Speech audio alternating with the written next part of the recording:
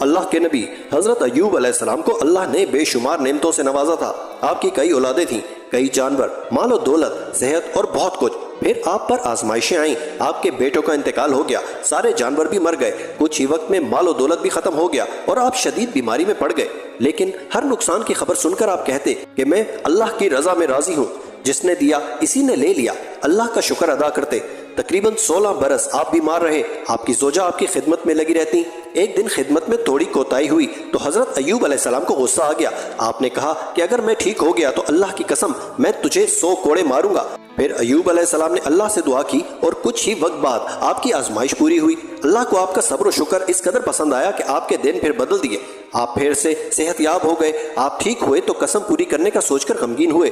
اللہ نے آپ پر وحی نازل کی کہ نیک زوجہ کو کوڑے نہ مارے، قسم پوری کرنے کے لیے 100 تیلی جھاڑو کو ایک بار جسم پر لگا دیں۔ آپ نے ایسا ہی کیا اور قسم پوری ہو گئی۔